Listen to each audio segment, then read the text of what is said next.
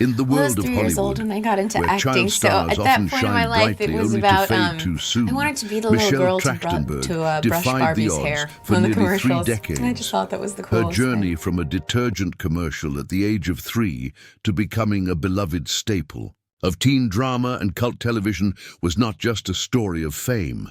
It was a story of transformation, tenacity and talent that resonated across generations.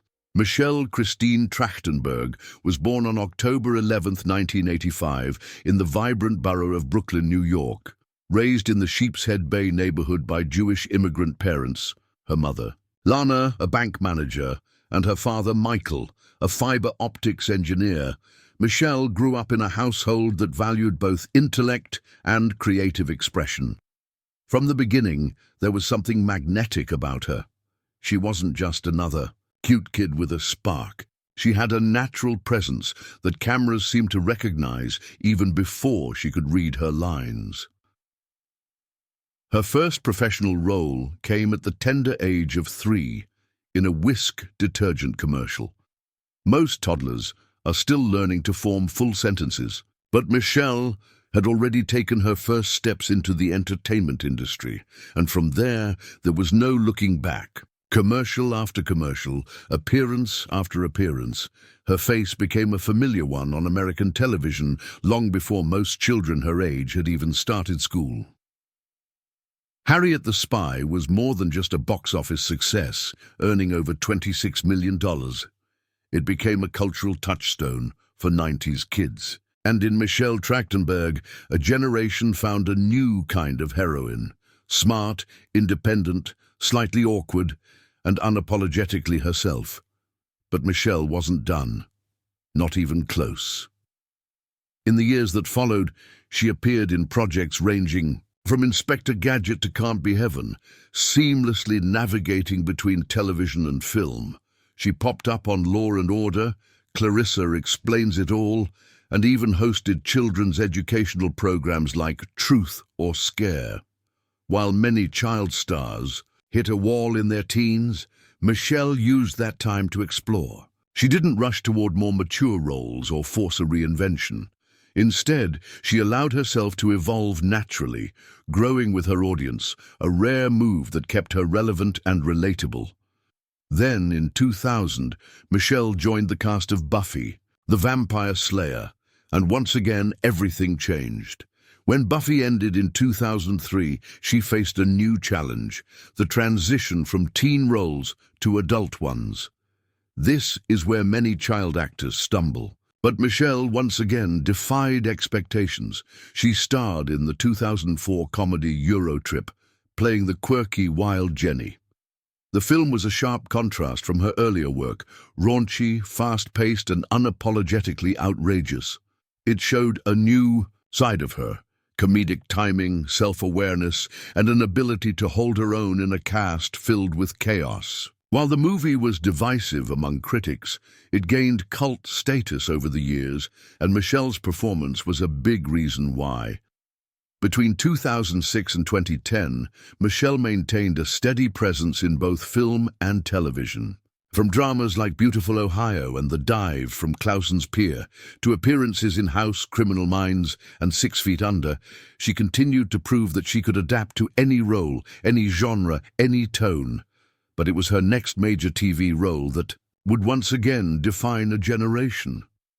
In 2008, Michelle stepped into the high society chaos of Gossip Girl as Georgina Sparks, a scheming, unpredictable, utterly magnetic antagonist who stole every scene she appeared in.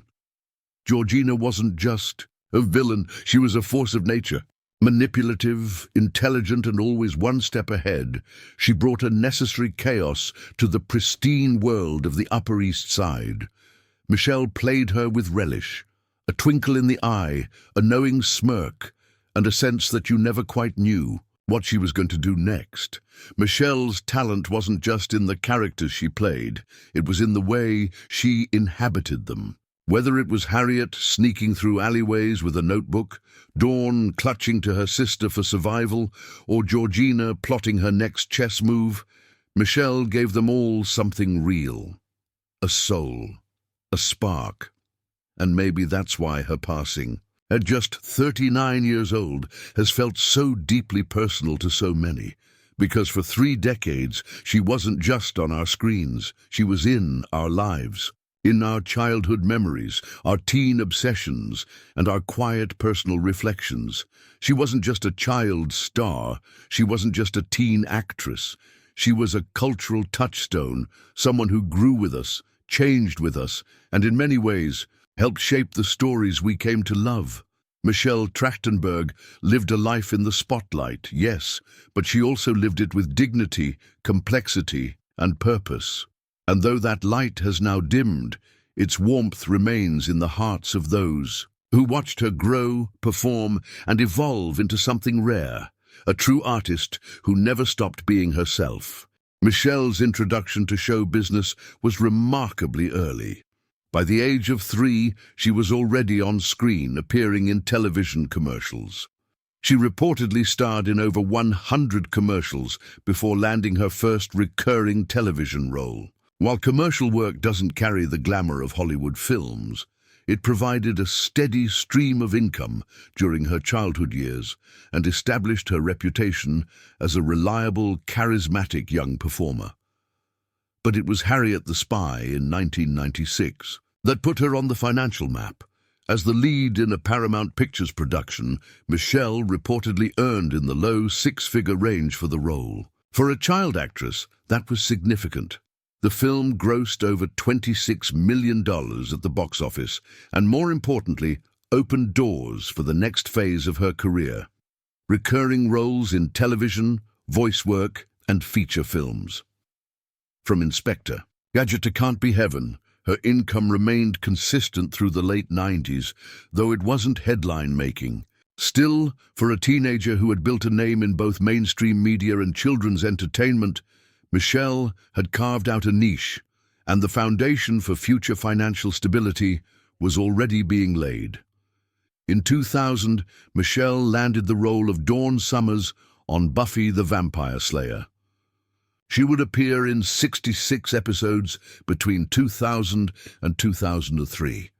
While exact salary figures are not publicly confirmed, co-star Charisma Carpenter was reported to earn $35,000 per episode in the later seasons, assuming Michelle's pay was in a similar range. Especially given her position as a series regular, it's likely she earned between $2.3 to $2.5 million over the show's run. But the story doesn't stop there. Like many actors in syndicated series, Michelle benefited from residuals, payments earned whenever Buffy was rerun, streamed, or purchased. While streaming residuals are infamously less lucrative than those from traditional syndication, long-running shows like Buffy, with a global fan base and cult following, have likely provided Michelle with steady income over the years. She didn't just act in Buffy, she became part of a cultural movement. That kind of relevance translates into longevity in income. Merchandise, DVD collections, fan conventions, and licensing deals, even if indirectly, all helped sustain her presence in the industry's financial ecosystem. After a series of smaller film and TV roles, Michelle experienced a career resurgence in 2008 when she joined Gossip Girl as Georgina Sparks. Originally introduced as a recurring character, Georgina's impact on the storyline quickly turned her into a fan favorite. Michelle would go on to appear in 28 episodes of the series, spanning from 2008 to 2012, and reprise the role in the 2021 reboot. While per-episode salaries varied greatly depending on contract tiers, lead stars like Blake Lively were rumored to earn over $60,000 per episode. Even if Michelle's role was more limited in screen time, recurring characters often pull in $20,000 to $30,000 per episode. That would place her earnings from Gossip Girl between $500,000 to $800,000, not including residuals from streaming platforms like HBO Max and Netflix, where the show remains popular.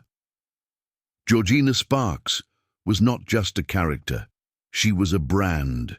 Fans loved to hate her, quoted her lines, and even styled themselves after her look. That kind of engagement translates into lasting recognition and revenue.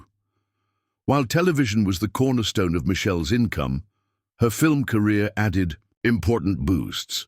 Movies like Euro Trip 2004, Ice Princess 2005, Black Christmas 2006, 17 Again 2009, and Cop Out 2010 came with moderate paydays ranging between $100,000 to $300,000 depending on screen time and billing. While not blockbuster deals, these films kept her in rotation with audiences and studios alike.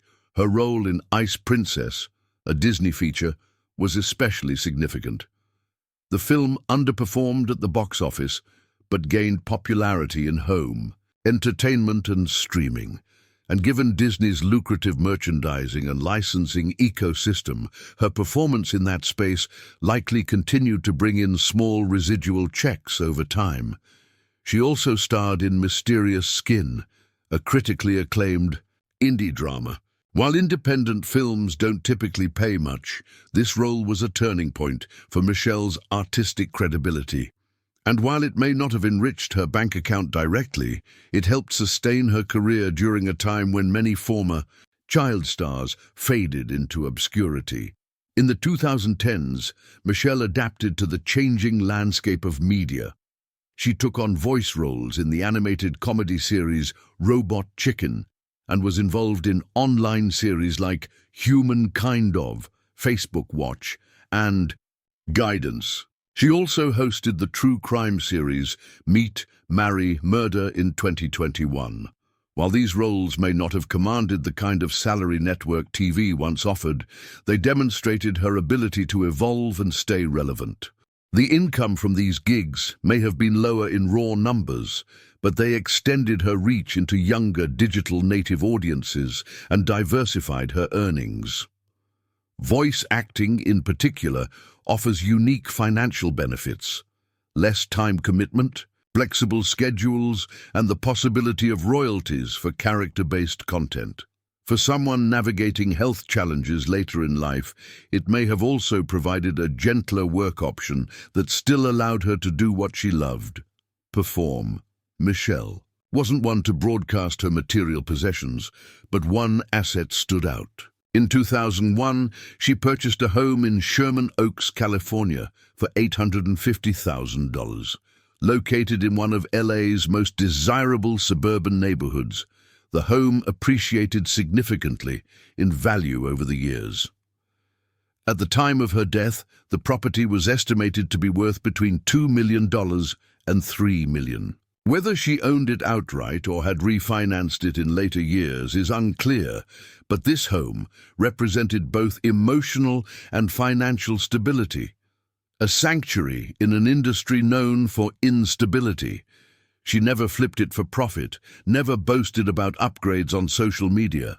It was, by all accounts, her primary residence, a quiet place where she lived, worked, and battled her health struggles away from the camera's glare. In the days following her death, questions naturally arose about her estate. Who would inherit her assets? Was there a will? As of now, no public will has been disclosed, but those closest to Michelle included her mother, Lana, her sister, Irene, and her longtime partner, Jay Cohen, a prominent talent agent and head of film finance at the agency that represented Michelle since 2014. With no children or confirmed dependents, it is widely assumed that her estate will be split between her family and her partner. If she had a trust or private will, which many in her position do, the details may never become public. But the financial legacy she left behind is more than enough to offer security and comfort to those she loved. What's striking about Michelle's financial story is not the scale of her wealth, but the substance of it. She didn't build empires, launch makeup lines, or headline Vegas shows. She built her fortune through work. Steady, honest, meaningful work. She lived through the age of child star burnout. She survived the era of teen actress exploitation, and she adapted to a rapidly changing industry with grace and professionalism.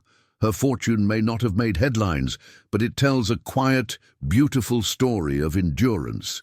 She earned enough to live comfortably, enough to support herself through medical treatments, enough to own a home, give back to her loved ones, and sustain a career that remained hers, not anyone else's idea of what it should be.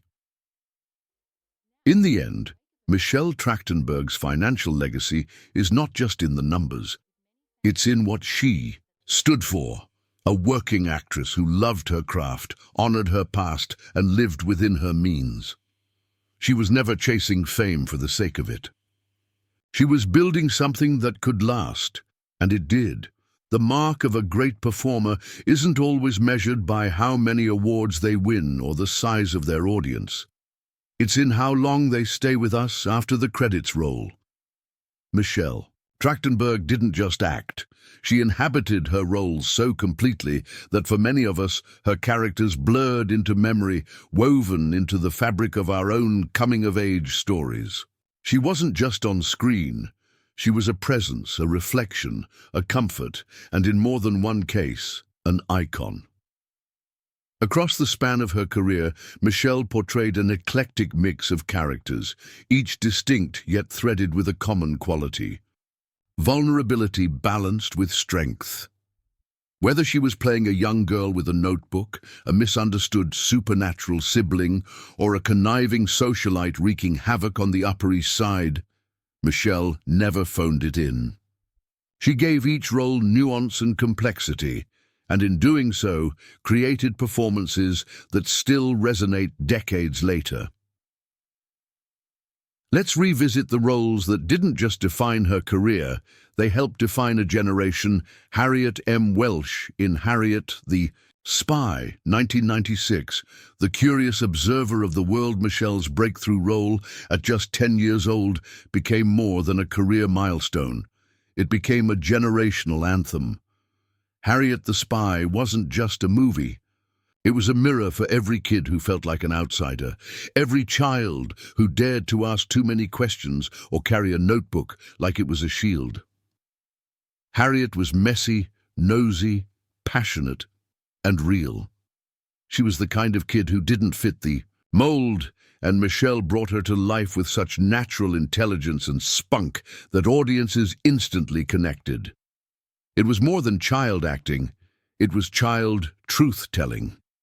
The film itself was groundbreaking in its own quiet way. It was one of the first mainstream children's movies to center on a smart, driven, slightly awkward girl without reducing her to sidekick status. Michelle didn't just play Harriet, she was Harriet, delivering a performance filled with curiosity, frustration, and heartache, all while maintaining the rhythm of a child, just learning how to make sense of the world. Box office returns showed commercial success, but the film's cultural impact was far greater. For 90s kids, Harriet the Spy became an emotional rite of passage, and Michelle's face, thoughtful, earnest, defiant, was at the center of it all. Dawn Summers in Buffy the Vampire Slayer, 2000-2003. The sister we didn't know. We needed when Michelle joined Buffy the Vampire Slayer in its 5th season, the fan base was skeptical. Introducing a younger sister to a character we'd watched grow and evolve for 4 seasons. It felt like a risky narrative move. But then came Michelle, and with her came Dawn Summers, fragile, confused, and at times deeply frustrating, but always real. What made Michelle's portrayal of Dawn so resonant was her willingness to lean into the character's flaws. She didn't try to make Dawn perfect. She made her relatable. Dawn's story, a mystical construct turned human, thrust into a chaotic world of death, demons, and high school trauma, was never easy to tell. But Michelle carried it with an emotional depth that grounded the supernatural. In real-life angst, she made us care. Even in Dawn's most dramatic moments, Michelle never overplayed it. Her performance was vulnerable, restrained, and heartbreakingly human. More than that, her presence brought new dynamics to the Buffy narrative. She wasn't just the kid sister. She was the tether to Buffy's own humanity. Through Dawn, we saw a softer side of the show's lead. And through Michelle, we saw the emotional cost of being extraordinary in an ordinary world. It's no surprise that fans, even those hesitant at first, now view Dawn as essential to the series' emotional arc. Michelle's work in Buffy didn't just earn her new fans, it solidified her as a serious dramatic actress. Jenny in Eurotrip 2004, the wild card with comic timing. If Buffy showcased Michelle's emotional depth, Eurotrip revealed her comedic instincts. The teen sex comedy genre has always walked a fine line between absurdity and poor taste, but Michelle's portrayal of Jenny, the sarcastic, free-spirited sister of the film's lead, brought a kind of grounded fun to the chaos. It wasn't a high art role, but it was a chance to see Michelle in a totally different light. She delivered her lines with a wink, played off her castmates effortlessly, and turned in a performance that was somehow both ridiculous and endearing. It takes a certain confidence to jump from supernatural teen drama to raunchy road trip comedy, and Michelle made the leap without a hitch. Over time, Eurotrip became a cult favorite, and Jenny's scenes, particularly the infamous brother-sister kiss moment, became viral fodder long before viral moments were even a thing. The movie may not have broken box office records, but it earned Michelle a new audience and proved that her range extended far beyond the drama-heavy scripts she'd been known for. Wendy Peterson in Mysterious Skin 2004. A subtle witness to pain released the same year as Eurotrip. Mysterious Skin could not have been more different. This haunting, emotionally raw indie film tackled themes of childhood trauma and identity in a way that was deeply affecting and often hard to watch. Michelle's role as Wendy Peterson was a supporting one, but it added layers of empathy to a story already filled with emotional weight. Wendy is a friend and confidant to one of the central characters, offering quiet support and a kind of moral compass in a film filled with ambiguity and pain. Michelle's performance was delicate, restrained, and deeply mature. There were no melodramatic breakdowns or theatrical displays, just presence, stillness, humanity. In a film that required emotional precision from everyone involved, Michelle held her own with ease. While not a box office success, Mysterious Skin received widespread critical acclaim, and its inclusion in Michelle's filmography further proved her dedication to meaningful, challenging work.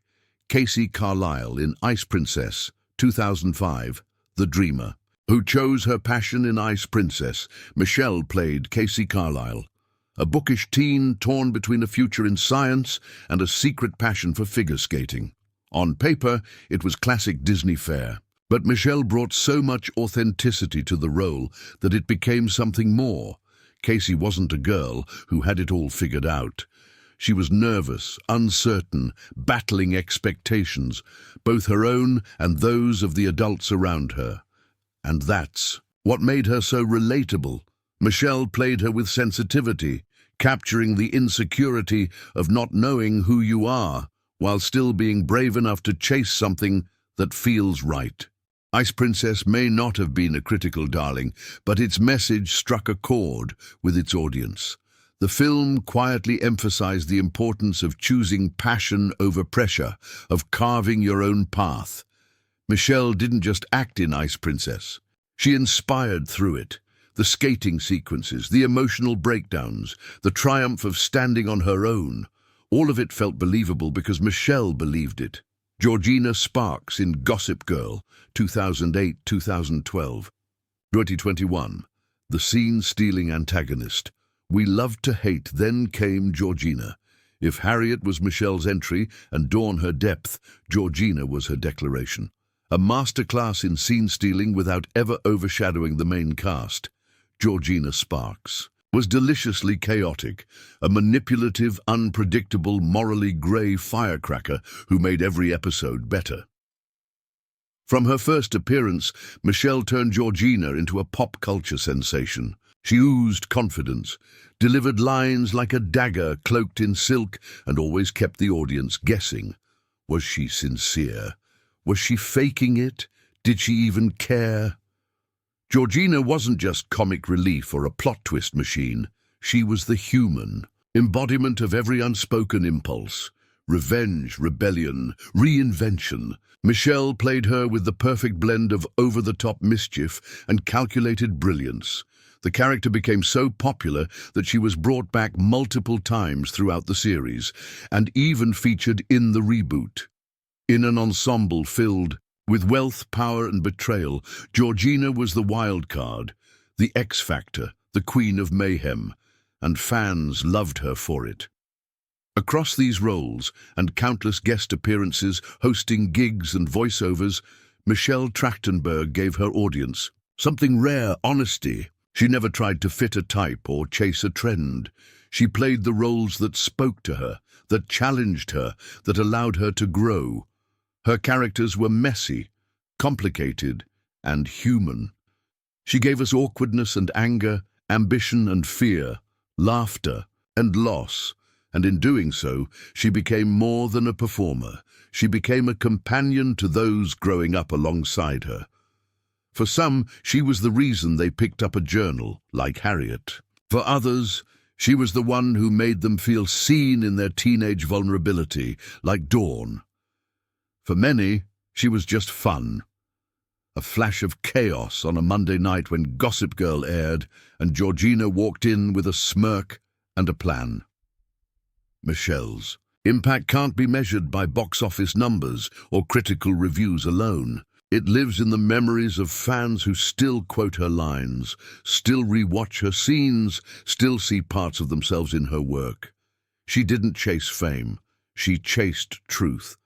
And in doing so, she left behind performances that will continue to inspire. Long after the lights go down, the camera lights may have gone dark, the Instagram feed frozen, and the scripts now left unopened, but Michelle Trachtenberg's presence, her energy, and her memory remain very much alive. In the days following her sudden death at just 39, an overwhelming wave of emotion swept across Hollywood, social media, and countless fans around the world. Because Michelle wasn't just another name in a cast list. She wasn't just a former child star, a TV villain, or a nostalgic figure from a simpler time. She was something much more intimate. She was familiar, the kind of actress who had quietly grown up with her audience. Or maybe we had grown up with her. Either way, her absence felt deeply personal, and as the world tried to process that absence, what emerged was not just a string of headlines or obituaries. It was a chorus of remembrance, tender, honest, sometimes painful, but always full of love. Rosie O'Donnell, who had shared the screen with Michelle in Harriet the Spy, didn't just post a condolence. She shared her heart. "Heartbreaking," she wrote. "I loved her very much. She struggled the last few years. I wish I could have helped. It wasn't a press release. It wasn't a vague statement. It was a lament. The kind that only comes from someone who knew." David Boreanaz, Michelle's co-star in Buffy the Vampire Slayer, echoed the shock and sorrow felt by many. "So very sad, horrible news. R.I.P. and prayers to her and her family." Short, simple, but weighted, as if anything more would have hurt too much to say. Kim Cattrall, who worked with Michelle on Ice Princess, shared a photo of them together, smiling, glowing, mid-laugh. "Rest in peace, sweet Michelle," she wrote, adding a broken heart emoji. It was the kind of image that speaks louder than words, a frozen moment of light in a week filled with darkness. Even Ed Westwick, her Gossip Girl co-star, posted a tribute, a photo of Michelle as Georgina Sparks. No glitz, no caption needed except, "So sad to hear of the passing of Michelle Trachtenberg. Sending prayers." And then there were the fans, the millions who had watched her from afar, growing up with her on screen. Their messages flooded Twitter, Instagram, Reddit, and fan forums. They shared stories of watching Harriet the Spy on repeat, of seeing themselves in Dawn Summers, of dressing up as Georgina Sparks for Halloween, of crying at moments they hadn't realized Michelle had made so powerful until now. Her IMDb page lit up with new reviews. YouTube was filled with fan edits. Old interviews resurfaced, clips where Michelle laughed, rolled her eyes, or smiled, shyly after finishing a sentence. Even those who hadn't thought about her work in years suddenly felt the sharp sting of grief. Because with Michelle gone, something in us felt gone too. Despite being in the spotlight from childhood, Michelle Trachtenberg remained remarkably private. She never became tabloid fodder. She never capitalized on scandal. She kept her personal life personal, a feat in an era of oversharing and manufactured personas. What little we do know reveals a life marked by quiet consistency, loyalty, and love. She was raised in Sheepshead Bay, Brooklyn, by Jewish immigrant parents. Her mother, Lana, was a bank manager. Her father, Michael, worked in fiber optics.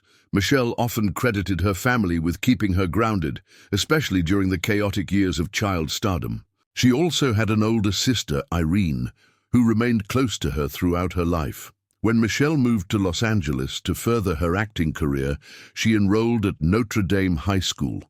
Though she was already a working actress with a blossoming career, she still showed up to class, took notes, and tried to live some semblance of a normal teenage life. Teachers reportedly described her as focused and polite, if understandably a bit tired.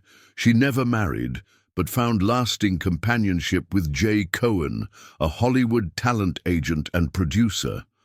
The two were first linked in 2020 and stayed together until her death. Jay, who worked with Gersh, one of the industry's major agencies, wasn't a flashy red carpet regular, and neither was Michelle. Their relationship stayed mostly out of public view. No splashy headlines, no attention-seeking interviews. But those who knew them say Jay was one of Michelle's greatest sources of support during her final years, especially as her health began to decline. He had 2 daughters of his own, and Michelle was reportedly close to both. Whether she ever intended to start a family of her own, we may never know. But by all accounts, she nurtured a quiet, meaningful life outside the cameras. She also maintained friendships from all corners of her life. Former co-stars spoke of her kindness on set, her professionalism, her dry sense of humor. She wasn't known for parties or paparazzi runs. Instead, she was remembered for editing her own scenes to perfection, for rehearsing in solitude, for texting friends long after filming wrapped. And behind all of that was a deep love for her craft. Even as her screen appearances became less frequent, she remained connected to the industry, not for the fame, but because storytelling was part of who she was. In the final year of her life, Michelle's appearance began to change. Fans noticed the weight loss, the gaunt look, the distant gaze in her photos. Many speculated, some offered support, and too many criticized without knowing what she was really going through. Michelle responded with defiance. "Explain to me how I look sick," she wrote in January 2025. "Did you lose a calendar and not realize I'm not 14? I'm 38. What fans didn't know at the time was that Michelle had recently undergone a liver transplant, a major medical procedure that comes with enormous physical and emotional challenges. There were reports she had shared her health struggles with close friends, that she was really sick, and that she was emotionally worn down from it all. Still, she insisted she was happy and healthy. Still, she smiled for the camera. That resilience, the refusal to be defined by pity, was so quintessentially Michelle. She didn't want sympathy. She wanted dignity. She wanted to keep some part of her life for herself, even after giving so much of it to the world. And when her body finally gave out, she left in the same quiet way she had lived, without spectacle, without warning, but with a legacy that echoes far louder than any headline. Michelle Trachtenberg's passing leaves behind a void, not just in Hollywood, but in the hearts of the many who grew up with her, laughed with her, and leaned on her performances like a soft place to land during uncertain years. She also leaves behind a body of work that spans 3 decades and crosses genres, age groups, and formats. From Harriet the Spy to Gossip Girl, her roles told stories that mattered, not always flashy, not always perfect, but true.